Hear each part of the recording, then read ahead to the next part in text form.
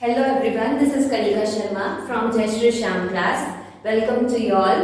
तो last class में हम लोगों ने फिजिक्स का पढ़ा था चैप्टर इलेक्ट्रिसिटी. तो आज हम लोग स्टार्ट कर रहे हैं आपका क्लास 10th का chapter number 1 that is chemical reaction and equations. ठीक है, तो फर्स्ट हम पढ़ेंगे इसमें केमिकल रिएक्शन. तो केमिकल रिएक्शन क्या होता है? ये एक ऐसी प्रोसेस है जिसके अंदर टू सब्सटेंसेस या फिर दो से ज्यादा सब्सटेंसेस वो क्या बनाते हैं, न्यू यानी कि न्यू फॉर्म सब्सटेंस बनाते हैं. इसी को हम क्या बोल देते हैं? Chemical reaction. यानी कि it is a process in which two और more substances form new substance. इसी को हम क्या बोलते हैं? Chemical reaction. अब देखा जाए तो क्या ये फिजिकल मेथड से क्या रिवर्स हो सकता है? No, it is not reverse by physical method. ठीक है, तो अब आप लिखो इसके बारे में. It is a process in which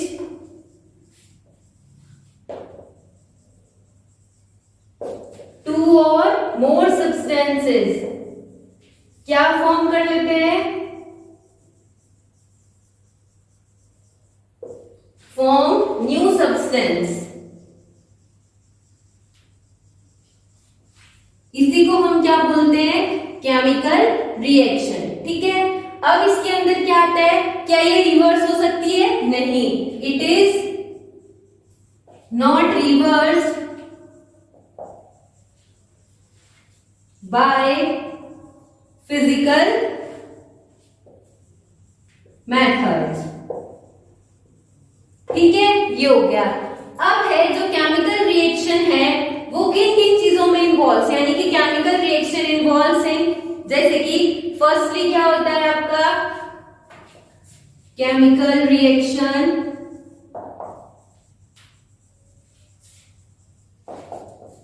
involves. तो जो केमिकल रिएक्शन है उसके अंदर क्या क्या आता है? तो देखो, फर्स्टली तो आपको याद करना पड़ेगा क्या? Change in colour. क्या है? Change in colour. Then change in state. Then change in, बताओ, चेंज इन कलर हो गया, चेंज इन स्टेट हो गया, change in temperature and evolution of gas. ये किस चीज में आते हैं? आपके केमिकल रिएक्शंस में आते हैं. ठीक है, तो लिखो, फर्स्ट पॉइंट है change in colour.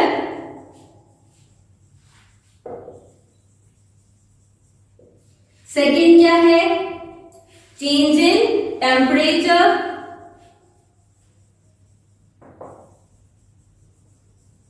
Then change in state.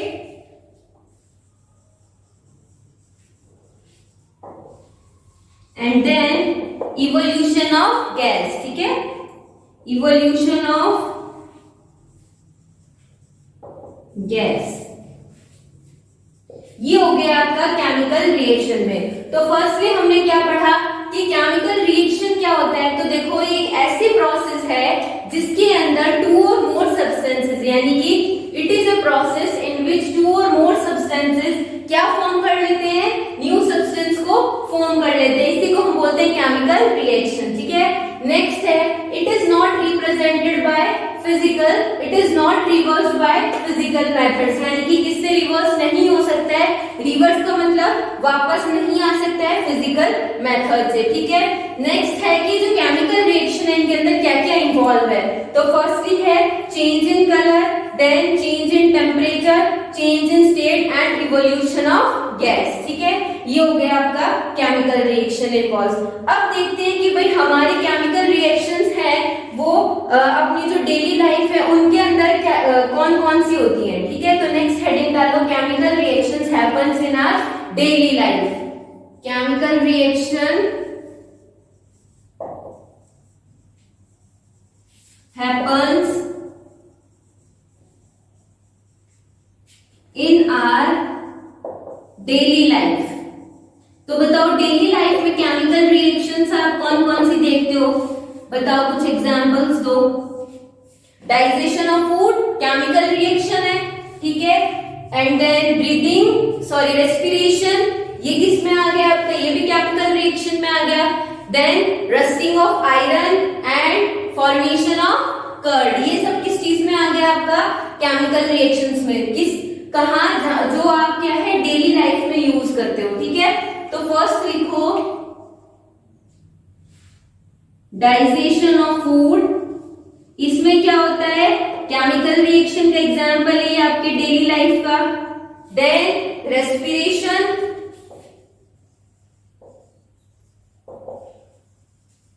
Then और बताओ क्या पता है, digestion of food, respiration and formation of curd,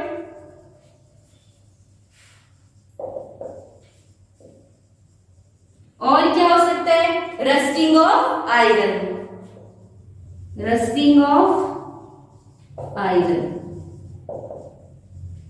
ये हो गया आपका क्या कि डेली लाइफ में जो केमिकल रिएक्शंस आपके साथ घटित होती है, ठीक है। अब बात हम करेंगे फिजिकल एंड केमिकल चेंजेस क्या क्या होते हैं। तो देखो फिजिकल चेंज इसका मतलब क्या है, इसके अंदर कोई भी केमिकल रिएक्शन है वो क्या नहीं होगी, इन्वॉल्व नहीं होगी। किसके अंदर, केमिकल रिएक्शन के अंदर, केमिकल चेंज के अंदर या फिर फिजिकल चेंज के अंदर। फिजिकल चेंज के अंदर केमिकल रिएक्शन है वो इन्वॉल्व नहीं होगी, ठीक है, ये आपको ध्यान रखना है। और क्या नहीं होगा फिजिकल चेंज के अंदर, प्रोडक्शन ऑफ एनर्जी भी नहीं होगा, ठीक है। और फिजिकल चेंज के जो एग्जांपल्स हैं वो क्या क्या हो सकते हैं, फिजिकल चेंज के एग्जांपल्स बताओ, like boiling of water, melting of wax, ये सब किस में आते हैं, फिजिकल चेंजेस में, ठीक है। तो नेक्स्ट हेडिंग डाल लो physical and chemical change, physical and chemical change. तो फर्स्टली हम किसके बारे में पढ़ेंगे, फिजिकल चेंजेस के बारे में पढ़ेंगे, ठीक है। तो फिजिकल चेंज में क्या आ जाएगा,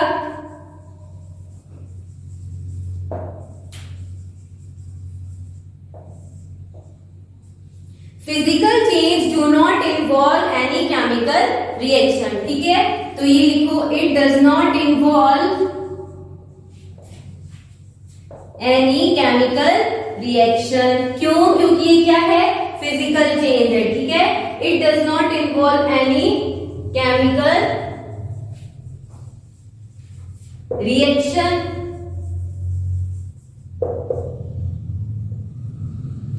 अब बताओ जो केमिकल चेंज है उसके अंदर केमिकल रिएक्शन इन्वॉल्व होगी, ठीक है। और सेकेंड पॉइंट इसमें लिख सकते हो, it is not involve in production of energy.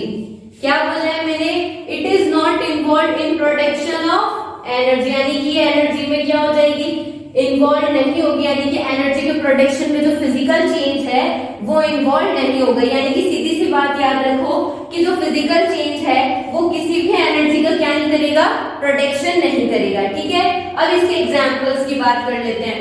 तो बताओ फिजिकल चेंज है उसके एग्जांपल्स बताओ क्या क्या हो सकते हैं। Like suppose boiling of water, भैया वाटर को बॉईल किया, ठंडा हो जाएगा, वापस बॉईल कर सकते हो। ऐसे ही melting of ice, melting of ice, या ये बोल सकते हो कि भाई melting of wax, melting of wax में क्या होगा, एक बार मेल्ट हो गई सपोज,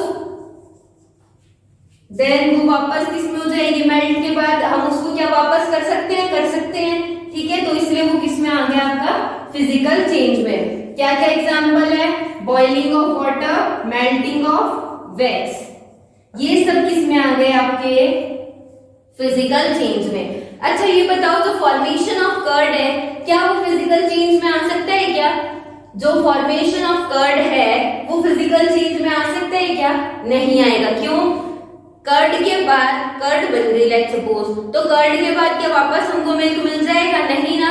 तो इसका मतलब वो फिजिकल चेंज में आएगा, नहीं आएगा, ठीक है। तो फॉर्मेशन ऑफ कर्ड है वो फिजिकल चेंज में नहीं आएगा, ठीक है।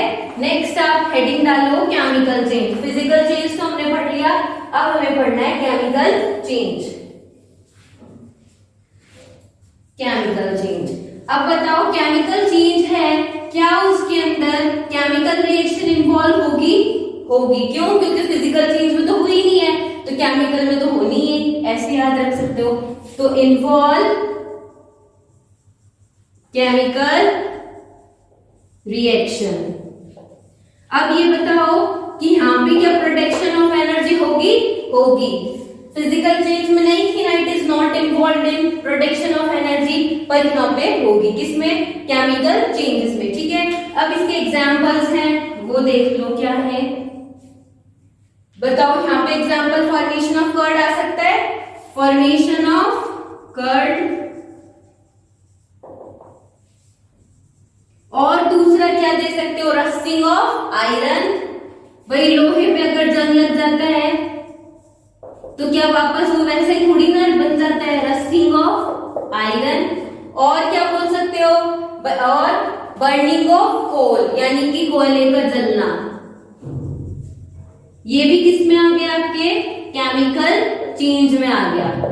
ठीक है, तो देखो केमिकल चेंज और फिजिकल चेंज, मैंने क्या बताया कि फिजिकल चेंज वो चेंज होते हैं जो क्या नहीं इन्वॉल्व करते, ना तो कोई केमिकल रिएक्शन इन्वॉल्व करते हैं और ना ही कोई एनर्जी का क्या करते हैं? प्रोडक्शन करते हैं। ठीक है, examples boiling of water and melting of wax. Chemical change की बात करें तो इसके अंदर केमिकल रिएक्शन क्या होती है? इन्वॉल्व होती है। For example formation of curd, rusting of iron and burning of coal. ये किसमें आ गए? आपके केमिकल चेंजेस में आ गए। ठीक है, अब हम लोग नेक्स्ट हेडिंग पढ़ेंगे कि रिएक्टेंट्स क्या होते हैं एंड प्रोडक्ट्स क्या होते हैं। नाम सुना है कि कभी क्लास 9th में सुना होगा, रिएक्टेंट्स क्या होते हैं, प्रोडक्ट्स क्या होते हैं। अच्छा, ये तो देखा ही होगा कि सपोज कोई इक्वेशन बनी है आपके केमिस्ट्री में, उसके ये जो एरो होता है, ये इस एरो के पहले वाले को क्या बोलते हैं? रिएक्टेंट्स, और जो बाद में जो बनता है उसको क्या बोलते हैं? प्रोडक्ट्स। ठीक है, तो इतना तो पता होना चाहिए। तो देखो रिएक्टेंट्स क्या होते हैं।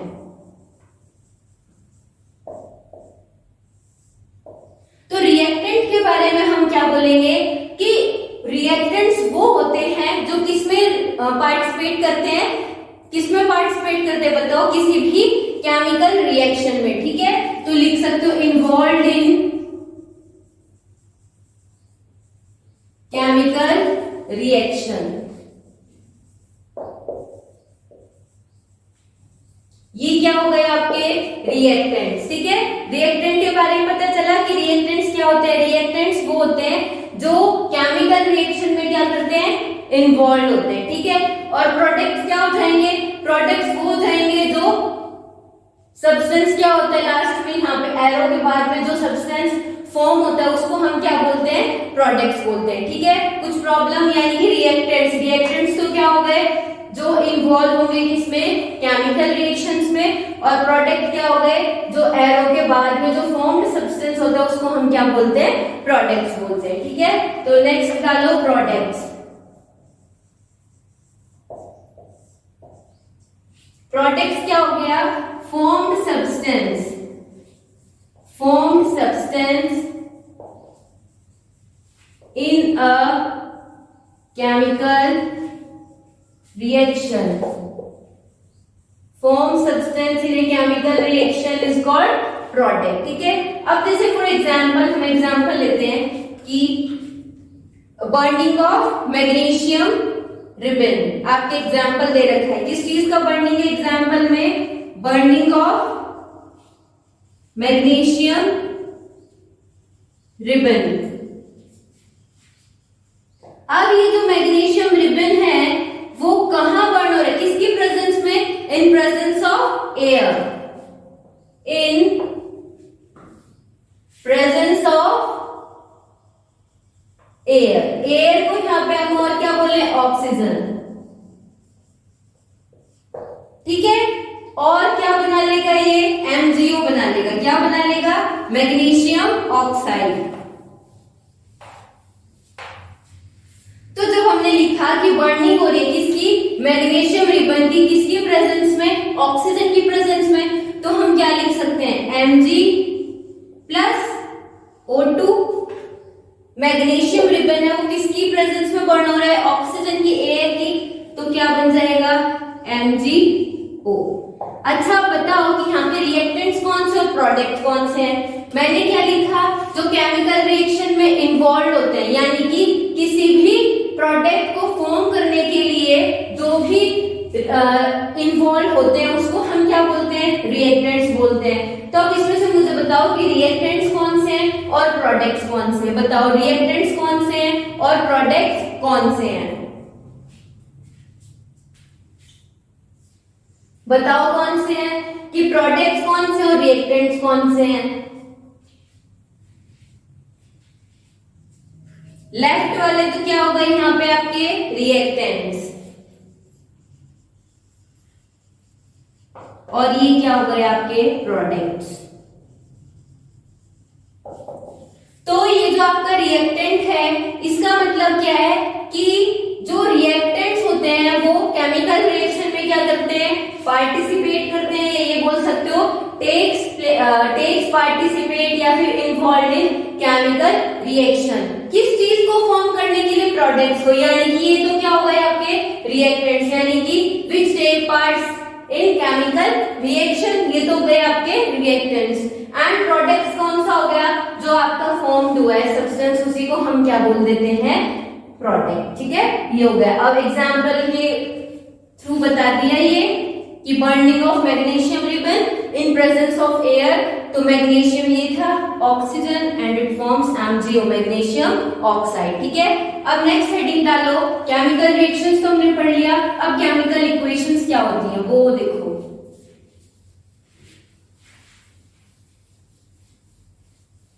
केमिकल इक्वेशन क्या होती है, नेक्स्ट हेडिंग वो डालो।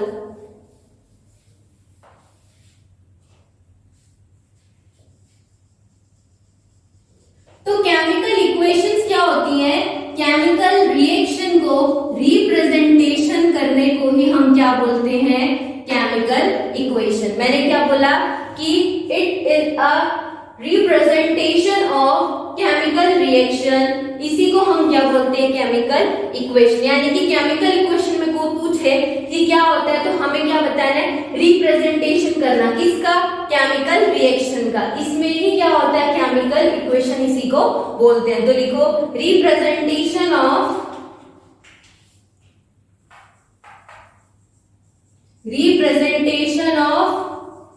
Chemical reaction,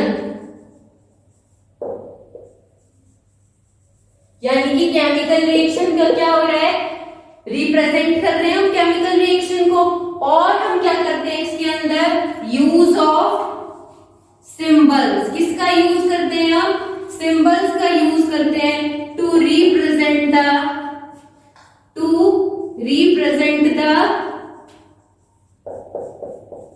substances of reactants and products, क्योंकि किसी भी केमिकल रिएक्शन में क्या क्या इन्वॉल्व होते हैं, रिएक्टेंट्स एंड प्रोडक्ट्स। तो use of symbols to represent the substances of reactants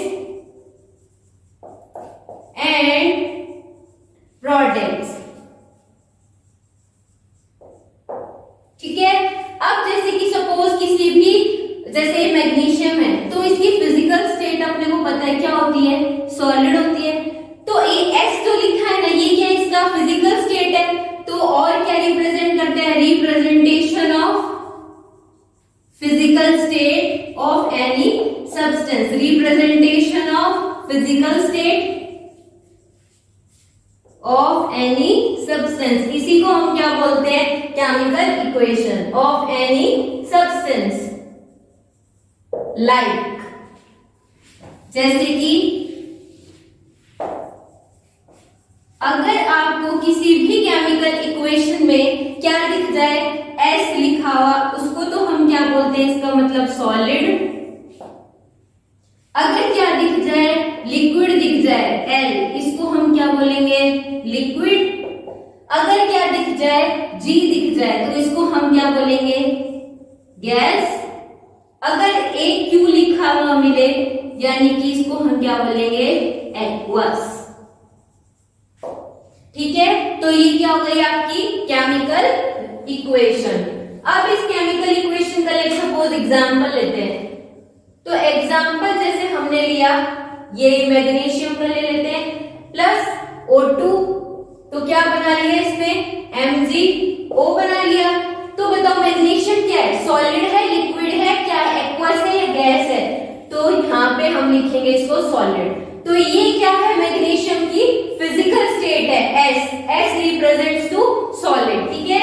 next है O2 क्या होती है, गैस है, तो यहाँ पे हमने इसका फिजिकल स्टेट क्या लगाया, G, यानी कि गैसेस फॉर्म में। MgO ये क्या हो गया आपका, वापस से सॉलिड हो गया, मैग्नीशियम ऑक्साइड, ठीक है। तो ये हो गया S, यानी कि इट रिप्रेजेंट्स सॉलिड, ठीक है।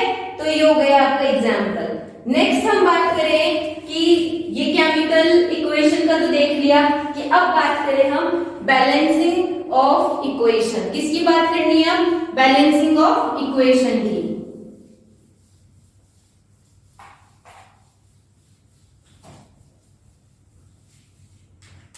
तो नेक्स्ट हेडिंग डालो, बैलेंसिंग ऑफ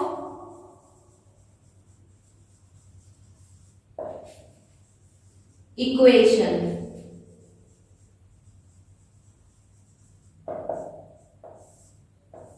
तो जैसे कि हम एक एग्जांपल ले लेते हैं, आता है कि तुम लोगों को बैलेंस करना, कोई भी इक्वेशन है उसको बैलेंस करना आता है क्या, 9th 10th में कभी सीखा है क्या 9th में? चलो कोई नहीं, अगर नहीं भी सीखा तो यहाँ पे सीख लो, ठीक है। तो जैसे फॉर एग्जांपल हमने क्या एग्जांपल लिया, जैसे एग्जांपल ले लो आप Fe प्लस H2O, ये क्या फॉर्म करेगा बताओ, ये क्या हो गया आपके रिएक्टेंट्स है, प्रोडक्ट्स है, दे आर रिएक्टेंट्स, ठीक है। तो ये क्या बनाया, Fe3O4 प्लस H2, ये हमने क्या ले लिया, एग्जाम्पल ले लिया। अब हमको साइड में यहाँ पे एक टेबल फॉर्म करना होगा। इस टेबल में हमें क्या लिखना है, ऊपर तो लिख दो एलिमेंट्स, ठीक है, और फिर लिखना है हमको रिएक्टेंट्स, और लिख दो प्रोडक्ट्स।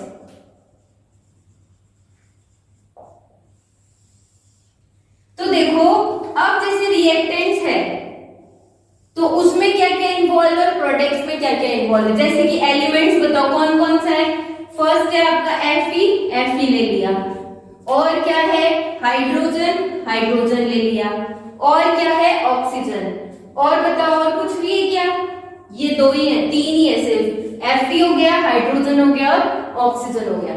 तो बताओ कि जैसे रिएक्टेंट है, क्या है रिएक्टेंट, इसके अंदर Fe का कितने नंबर है, यानी कि एक ही है ना Fe, तो यहाँ पे लिख दो 1। प्रोडक्ट्स है, यहाँ पे कितने हैं Fe के, 3, तो यहाँ लिख दो 3। अब हाइड्रोजन पे आ जाओ, हाइड्रोजन पे कितने हैं 2, रिएक्टेंट्स में, प्रोडक्ट्स में हाइड्रोजन के कितने हैं 2। ऑक्सीजन की बात करें तो ऑक्सीजन रिएक्टेंट्स में कितना है 1 है, यहाँ पे 1 लिख दो, और यहाँ पे कितना है 4 है, तो यहाँ पे 4 लिख दो। अब हम इसको बैलेंस कैसे करेंगे वो देखो यहाँ पे Fe क्या है 1 है, और प्रोडक्ट्स में कितना है 3 है, तो इसको 3 बनाने के लिए आपको क्या करना पड़ेगा, इंटू 3 कर दो, तो क्या बन गया, ये 3 बन गया। तो इसका मतलब ये बैलेंस हो गई, यहाँ भी 3 और यहाँ भी 3, ठीक है। अब हाइड्रोजन है वो तो 2 और 2, ये क्या है बैलेंस है। अब हम बात करें ऑक्सीजन की, तो ऑक्सीजन देखो रिएक्टेंट में तो कितना है 1 है, और प्रोडक्ट्स में कितना है बताओ, प्रोडक्ट्स में कितना है 4 है। तो अब हम इसको 4 बनाने के लिए क्या करेंगे, इंटू 4 कर देंगे, तो ये क्या बन गया 4 हो गया, और यहाँ भी क्या हो गया 4 हो गया। अब देखो कि सपोज हमने क्या लिख दिया Fe कितने 3 Fe लिखना पड़ेगा, कितना लिखना पड़ेगा 3, क्योंकि इसके प्रोडक्ट्स में कितना था 3, तो हमें बैलेंस करने के लिए 3 से इंटू करना पड़ा, तो 3 हो गया, प्लस H2O जब हम लिखेंगे तो आप क्या बोल सकते हो कि यहाँ पे तो 4 है, ठीक है, और यहाँ पे 1 है, तो हमने 4 से इंटू कर दिया, तो लेट्स सपोज हमने यहाँ लिख दिया 4। अब ये देखो 4 तो यहाँ हमने ऑक्सीजन के लिए, पर यहाँ पे हाइड्रोजन भी तो इन्वॉल्व है H2, तो 4 into 2 क्या हो गया 8 हो गया, तो हमको इस H2 को भी लेना पड़ेगा। तो इसका मतलब क्या है, 8 को फॉर्म करने के लिए हमें यहाँ पे किससे और मल्टीप्लाई करना पड़ेगा, 4 से। किसको, हाइड्रोजन को। तो ये हो गया आपका 8, ये भी क्या हो गया 8, तो ये भी क्या हो गया, बैलेंस हो गया। ठीक है, नेक्स्ट अब हम आ जाएंगे यहाँ पे Fe3O4, Fe3O4। तो देखो Fe3O4 यानी कि यहाँ पे 3 थे, यहाँ 3 आ गए। प्रोडक्ट्स में कितना है 4, यहाँ पे 4 हो गए। ठीक है, नेक्स्ट अब देखें हाइड्रोजन का। हाइड्रोजन क्या हो गया यहाँ पे H2 का H2, यानी कि H2 यानी कि हाइड्रोजन कितने हो गए यहाँ पे 8 है। तो अब हमें यहाँ क्या लिखना पड़ेगा 4, यानी कि 4 × 2 क्या हो जाएगा 8 हो जाएगा। ठीक है, ये हो गया। तो अब हमने क्या बना लिया, ये 3Fe4H2, Fe3O4 एंड 4H2। पर बताओ ये क्या बैलेंस तो हो गई, पर क्या प्रॉपर लिखी गई, इसकी फिजिकल स्टेट्स थोड़ी ना लिखी गई है अभी कि लिखी गई है। बताओ कि इसकी फिजिकल स्टेट्स हमें लिख दी है क्या, बताओ फिजिकल स्टेट्स लिख दी हो तो फिर हमने लिखे फिजिकल स्टेट्स, अगर लिख दी तो बताओ लिख दी क्या, बताओ नहीं लिखी ना। तो अब हम इसको प्रॉपर्ली कैसे लिखेंगे, 3Fe, ये क्या हो गया आपका फिजिकल स्टेट हो गया आपका सॉलिड, प्लस 4H2O, ये क्या हो गया आपका लिक्विड। देन Fe3O4, ये क्या हो गया आपका सॉलिड, प्लस 4H2, ये क्या हो गया आपका गैस। तो बताओ अब क्या ये बैलेंस इक्वेशन है।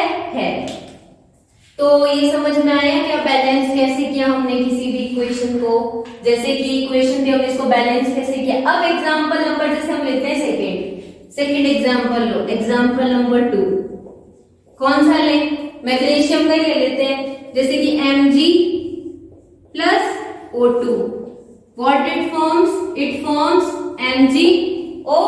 ठीक है, तो आप बताओ कि इसके अंदर हम इसको बैलेंस कैसे करेंगे। तो देखो मैंने बैलेंसिंग का पहले भी बताया था कि हम क्या करेंगे, यहां तो हम लिख लेंगे एलिमेंट्स, लिख लिए। नेक्स्ट हम क्या लिखेंगे, रिएक्टेंट्स। देन हम क्या लिखेंगे, प्रोडक्ट्स। तो बताओ फर्स्ट एलिमेंट तो क्या है, मैग्नीशियम, Mg लिख लिया। नेक्स्ट क्या है, ऑक्सीजन, O लिख लिया। अब बताओ रिएक्टेंट्स के अंदर Mg के कितने नंबर हैं, 1, एंड प्रोडक्ट्स के अंदर भी कितने हैं 1। ऑक्सीजन के कितने हैं 2 और प्रोडक्ट्स के कितने हैं 1। तो अब बताओ इसको बैलेंस करने के लिए इंटू 2 करना पड़ेगा, तो क्या हो जाएगा 2।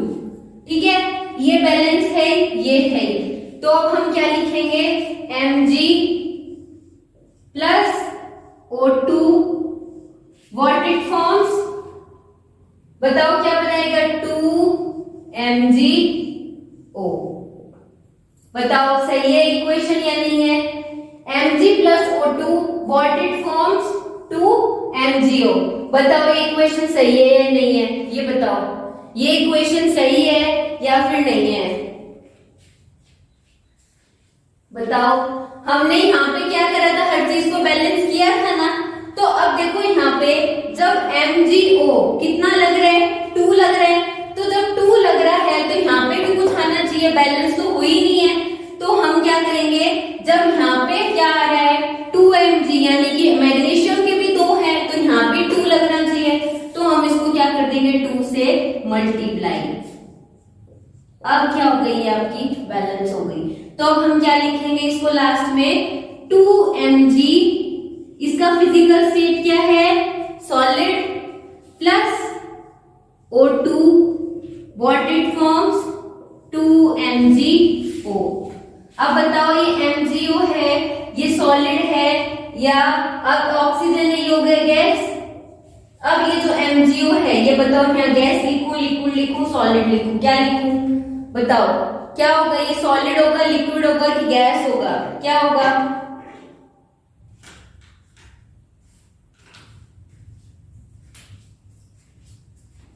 बताओ क्या होगा। ये हमने सारा यहाँ पे क्या कर दिया, बैलेंस कर दी। तो यहाँ पे MgO है, ये क्या हो जाएगा आपका गैस फॉर्म है। क्या है ये, मैग्नीशियम ऑक्साइड। तो क्या है ये, G से इसका क्या रिप्रेजेंट किया है हमने, फिजिकल स्टेट रिप्रेजेंट किया है। ठीक है, अब नेक्स्ट बात हम करें, ये बताओ समझ आई क्या बैलेंसिंग ऑफ इक्वेशन, ये वापस समझाऊं। चलो वापस बताते हैं। देखो फर्स्ट एग्जांपल लिया हमने, let suppose Fe plus H2O ले लिया। ठीक है, तो क्या फॉर्म हुआ, Fe3O4 प्लस H2 फॉर्म हो गया। अब क्या है कि जो Fe है उसके रिएक्टेंट्स में तो कितने नंबर हैं, 1 नंबर है, और प्रोडक्ट्स में कितने नंबर है, 3 नंबर है। तो हमने क्या किया, इसको बैलेंस करने के लिए 1 into 3 कर दिया, तो क्या बन गया, 3 बन गया।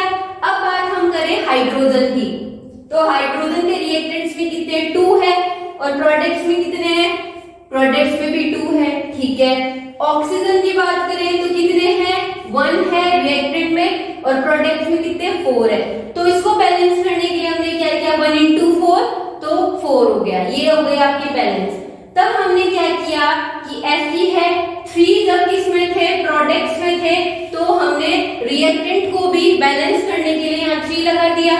प्लस H2O की बात करें तो हाइड्रोजन के हमने जब यहाँ पे 4 लगाया ऑक्सीजन का, तो H2 भी तो साथ में है, तो यहाँ पे हमने फिर इसको 4 से इंटू करके इसको भी बैलेंस किया, 8 हो गए। नेक्स्ट बनता है आपका Fe3O4 एंड 4H2। ठीक है, ये आपका बैलेंस है, यानी H2 के कितने, H के कितने हैं, 8 है, और यहाँ पे कितना है, 2, तो इसको हमने 4 से क्या कर दिया, मल्टीप्लाई कर दिया।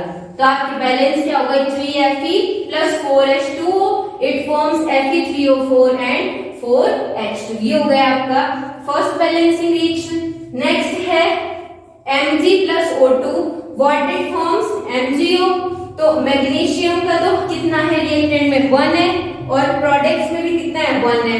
ठीक है, फिर ऑक्सीजन की बात करें, रिएक्टेंट्स में कितना है, 2 है, और प्रोडक्ट्स में कितना है, 1 है। तो इसको बैलेंस करने के लिए हमने क्या कर दिया, इनटू 2 कर दिया, तो दोनों साइड क्या हो गई, बैलेंस हो गई। ठीक है, तो अब क्या किया हमने, Mg plus O2, what it forms 2MgO। तो मैग्नीशियम के कितने बने, यहाँ पे 2 बने हैं, 2 बने हैं, तो हमें मैग्नीशियम के रिएक्टेंट्स में भी 2 लेने पड़ेंगे बैलेंस करने के लिए। तो 2Mg plus O2, what it forms 2MgO। ठीक है, तो ये हो गई आपकी बैलेंसिंग ऑफ केमिकल इक्वेशन। ठीक है, एक बार लिख लो इसको पूरा।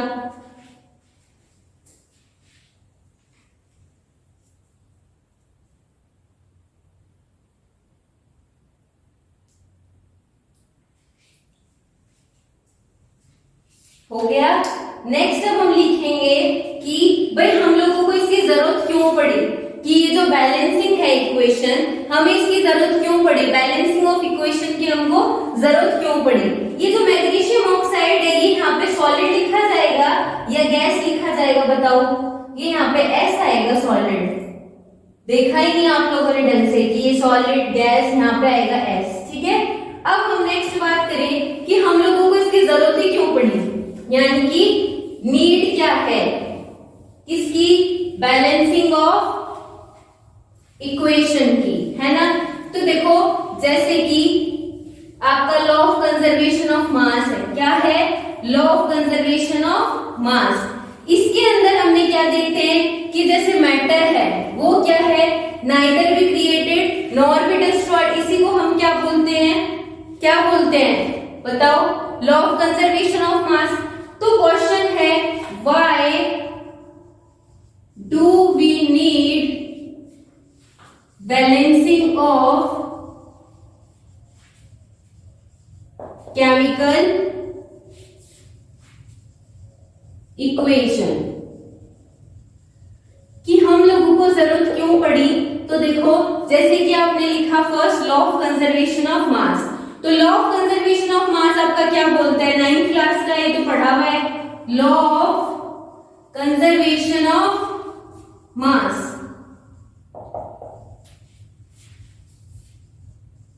अब इसमें बताओ क्या होगा, इसमें ये लिखोगे आप, matter neither be created nor be destroyed. इसी को हम क्या बोलते हैं, law of conservation of mass. तो लिख लो, मैटर neither be created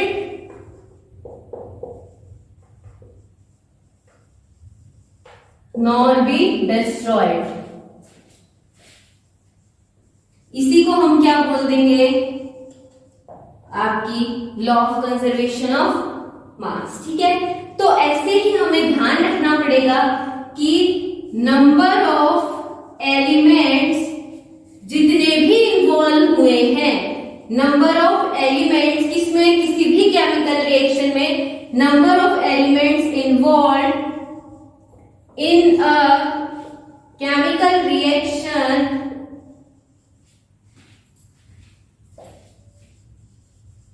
क्या होने चाहिए, वो रिएक्टेंट एंड प्रोडक्ट्स में क्या होने चाहिए, वो इक्वली डिस्ट्रीब्यूट होने चाहिए। इसी को हम क्या बोलते हैं कि लॉ ऑफ कंजर्वेशन ऑफ मास के थ्रू हमने क्या समझा कि हमें केमिकल इक्वेशन की नीड क्यों होती है, बैलेंस करने की। ठीक है, तो जितने भी नंबर ऑफ एलिमेंट्स आपके केमिकल रिएक्शन में इन्वॉल्व हुए must be equally in reactants and products, यानी कि रिएक्टेंट्स में भी जो नंबर ऑफ एलिमेंट्स क्या होने चाहिए, इक्वल होने चाहिए, और प्रोडक्ट्स में भी क्या होने चाहिए, इक्वल होने चाहिए। ठीक है, ये हो गया आपका लॉ ऑफ कंजर्वेशन ऑफ मास के थ्रू कि हमें बैलेंसिंग ऑफ केमिकल इक्वेशन क्यों करनी पड़ती है। ठीक है, अब हम पढ़ेंगे टाइप्स ऑफ केमिकल रिएक्शंस, यानी कि केमिकल रिएक्शंस हैं उसके कितने टाइप हैं। तो बताओ, आपने फर्स्ट पढ़ा है कि कॉम्बिनेशन रिएक्शन, डीकंपोजिशन रिएक्शन पढ़ा है क्या। तो देखो, जैसे कि आपने फर्स्ट पढ़ेंगे अपन टाइप्स ऑफ, नेक्स्ट हेडिंग डालो, types of chemical reactions, types of chemical reactions. ठीक है, और फर्स्ट टाइप इसमें हम क्या पढ़ेंगे, कॉम्बिनेशन रिएक्शन। हेडिंग डालो कॉम्बिनेशन रिएक्शन, हेडिंग डालो कॉम्बिनेशन रिएक्शन।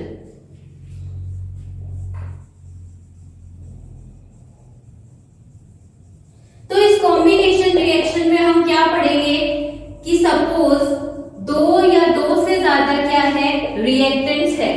ठीक है, जैसे कि हमने बोल दिया H2 प्लस O2, ये क्या हो गए, दो या दो से ज्यादा रिएक्टेंट्स, ये क्या फॉर्म कर रहे हैं, आपका एक प्रोडक्ट फॉर्म कर रहे हैं। इसी को हम क्या बोलते हैं, कॉम्बिनेशन रिएक्शन। H2 का क्या स्टेट होता है, गैस, O2 का गैस, H2O का लिक्विड। ये क्या हो गया, आपका एग्जांपल हो गया किसका, इस कॉम्बिनेशन रिएक्शन का। ठीक है, नेक्स्ट आप क्या बोल सकते हो, बर्निंग ऑफ कोल। तो इसमें हम क्या लिख सकते हैं, carbon solid plus O2 gas, what it forms, CO2। ये क्या हो गई, आपकी गैस हो गई। तो ये क्या हो गए, आपके कॉम्बिनेशन रिएक्शन। तो लिखो, व्हेन टू और मोर देन टू क्या रिएक्टेंट्स। ठीक है, व्हेन टू और more than two reactants combine to form, क्या फॉर्म कर लेते हैं, combine to form new a single product. इसी को हम क्या बोल देते हैं, आपका कॉम्बिनेशन रिएक्शन। ठीक है, कि दो या दो से ज्यादा रिएक्टेंट्स आपका एक सिंगल क्या बना लेते हैं, प्रोडक्ट बना लेते हैं। ठीक है, मिलके for example H2 plus O2 what it forms, H2O। Next one is carbon solid plus O2 gas, what it forms, CO2 gas. ठीक है, ये हो गया आपका कॉम्बिनेशन रिएक्शन। अब हम लोग क्या पढ़ेंगे, नेक्स्ट है आपका डीकंपोजिशन रिएक्शन। क्या है डीकंपोजिशन रिएक्शन, हेडिंग डालो,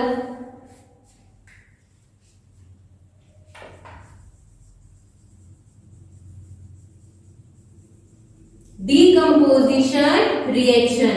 इस डीकंपोजिशन रिएक्शन में क्या पढ़ना है हमको कि अगर एक केमिकल रिएक्शन में क्या हो रहा है, एक कंपाउंड है वो स्प्लिट हो रहा है। क्या हो रहा है, स्प्लिट हो रहा है, किसमें, दो या दो से ज्यादा सब्सटेंसेस में। इसी को हम क्या बोलते हैं, डीकंपोजिशन रिएक्शन। ठीक है, लिखो, when a compound splits into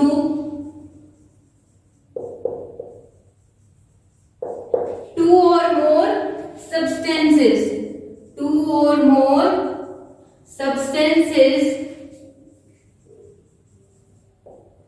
is called decomposition reaction. क्या हो गया ये? is called decomposition reaction.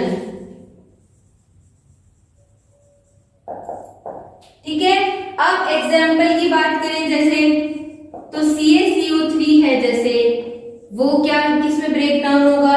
आपका CO में प्लस CO2 में। ये क्या हो गया आपका एग्जाम्पल? किस चीज का? डिकम्पोजिशन रिएक्शन का। क्या एग्जाम्पल बोला मैंने? कि CaCO3 है वो किसमें ब्रेक डाउन हो रहा है? आपका CO प्लस CO2 में। ये क्या हो गया आपका? डिकम्पोजिशन रिएक्शन का एग्जाम्पल हो गया। अब इस डिकम्पोजिशन रिएक्शन के हमें 3 टाइप्स पढ़ने। कितने टाइप्स? 3 टाइप्स। फर्स्ट तो हमें क्या पढ़ना है? Thermal decomposition. कौन सा decomposition? Thermal decomposition.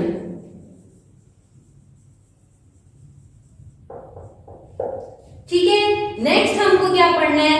Electric decomposition, ये इलेक्ट्रिसिटी डिकम्पोजिशन। एंड थर्ड हमको पढ़ना है photolysis decomposition. Photolysis decomposition.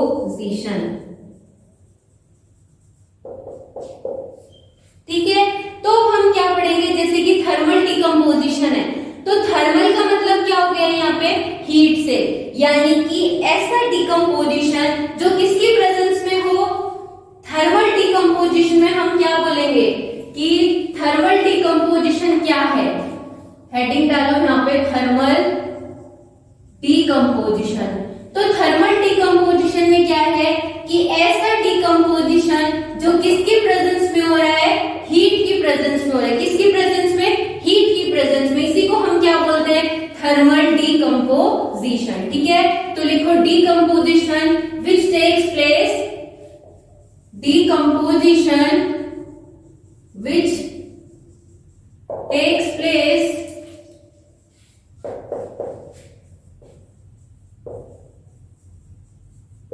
in presence of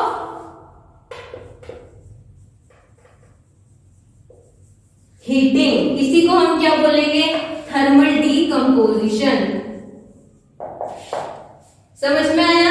अब इसका एग्जाम्पल, जैसे कि हम एग्जाम्पल की बात करें तो CaCO3 है, अगर हम उसको क्या करेंगे? हीट कर देंगे तो क्या हो जाएगा? It broken down into CO plus CO2। ठीक है, ये हो गया आपका। नेक्स्ट हम बात करेंगे क्या? इलेक्ट्रिक डिकम्पोजिशन की। तो इलेक्ट्रिक डिकम्पोजिशन में हम क्या पढ़ेंगे कि जो डिकम्पोजिशन किसकी प्रेजेंस में हो? इलेक्ट्रिसिटी की।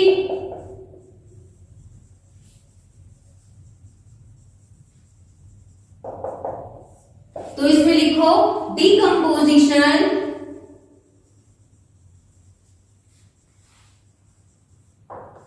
which takes place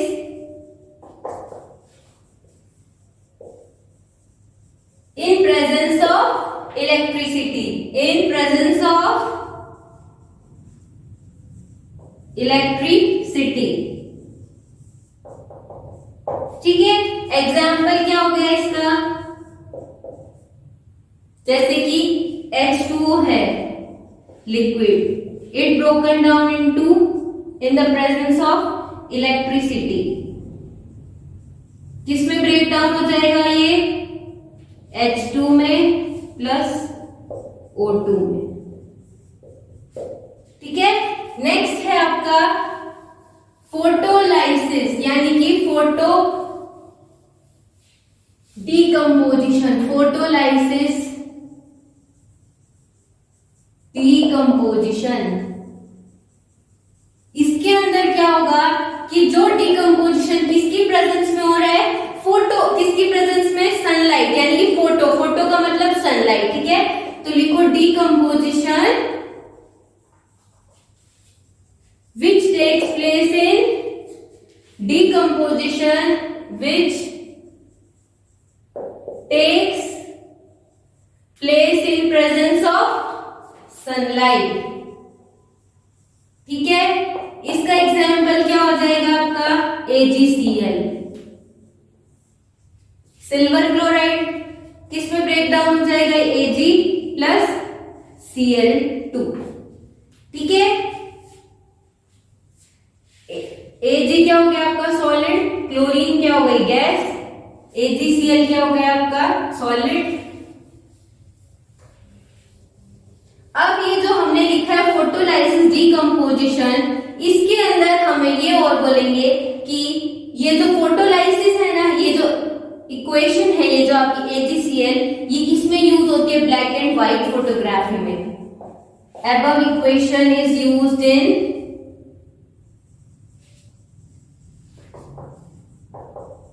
किसमें यूज होती है, ब्लैक एंड व्हाइट फोटोग्राफी में। ठीक है,